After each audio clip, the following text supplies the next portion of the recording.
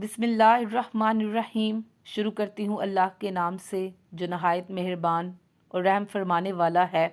شہادت امیر کائنات علی ابن ابی طالب علیہ السلام۔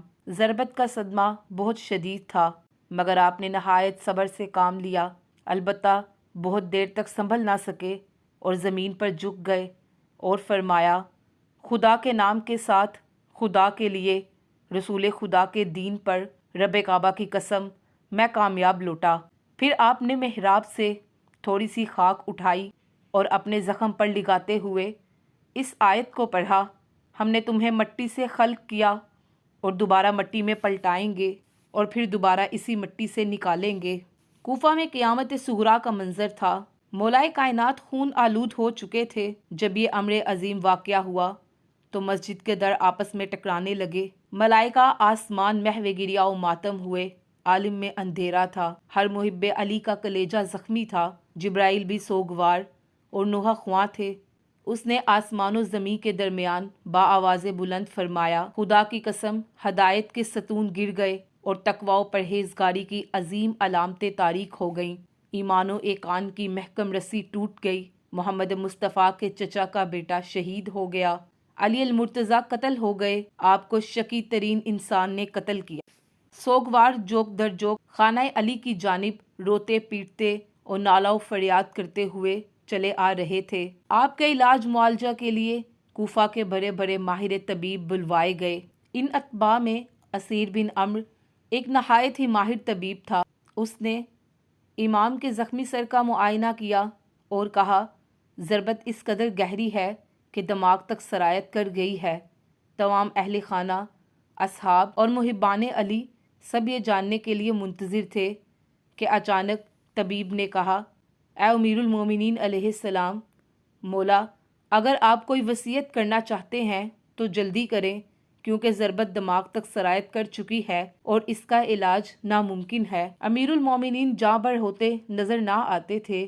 اصحاب نے آپ کی خدمت میں حاضر ہو کر عرض کیا، یا ابو الحسن، کیا ہم آپ کے بعد امام حسن مجتبیٰ کی بیعت کر لیں؟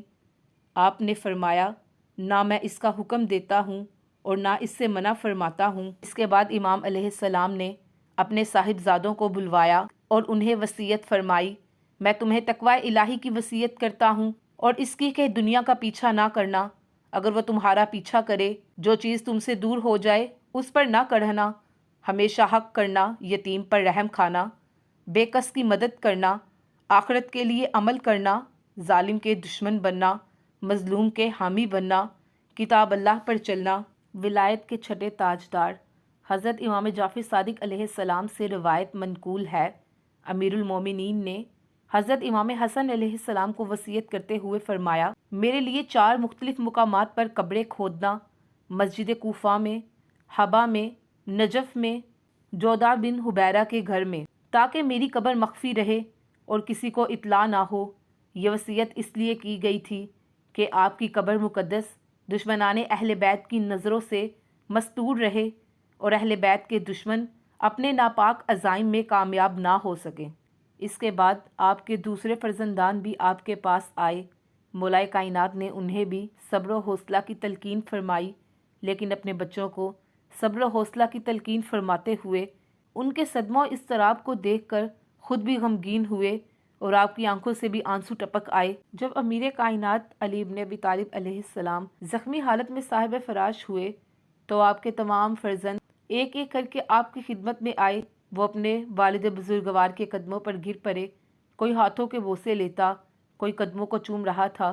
وہ زار زار روتے ہوئے عرض کرتے تھے، ہائے بابا جان، ہم آپ اس حالت کرب میں دیکھ رہے ہیں، کاش ہماری ماں حضرت فاطمہ الزہرا زندہ ہوتی اور اس المناک گھڑی میں ہمیں تسلی دیتی، کاش ہم مدینہ میں ہوتے اور اپنے جد امجد رسول خدا صلی اللہ علیہ وآلہ وسلم کی قبر اطہر پر جاتے اور اپنے دل کا زخم انہیں دکھاتے۔ آخر وہ المناک لمحہ بھی آ پہنچا کہ جب آپ رمضان المبارک کی 21ویں شب کو امت مسلمہ کو داغ مفارقت دے کر اپنے خالق حقیقی سے جا ملے۔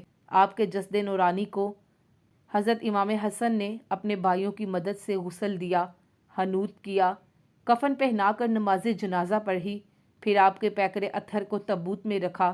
تابوت کو پچھلی جانب سے اٹھایا گیا تو اگلی جانب سے خود بخود بلند ہو گیا۔ حضرت حسن و حسین، محمد حنفیہ، حضرت ابو الفضل العباس، عبداللہ بن جعفر اور چند ہاشمی شہزادے رات کی تاریکی میں جناب امیر کے جنازے کو سرزمین نجف کی جانب لے کر چلے۔ رات کی تاریکی اور خاموشی میں سسکیوں اور آہوں میں قافلہ اپنے بابا کے تابوت مقدس کو لیے ہوئے اس مقام پر پہنچا جس کی مولا نے انہیں اپنی وصیت میں نشاندہی کی تھی۔ جب اس مقام مقدس پر پہنچے تو ایک چمکتا ہوا سفید پتھر دیکھا۔ زمین کی کھدائی کی گئی تو نیچے سے ایک تختی نمودار ہوئی جس پر یہ تحریر کنندہ تھی: یہ وہ قبر اتھر ہے کہ جسے حضرت نوح علیہ السلام نے حضرت علی المرتضیٰ بن ابی طالب علیہ السلام کے لیے ذخیرہ کیا ہے۔ چنانچہ آپ کے پیکر نورانی کو وہاں سپرد خاک کیا گیا اور زمین کو ہموار کر کے سب لوگ کوفہ واپس پلٹ گئے۔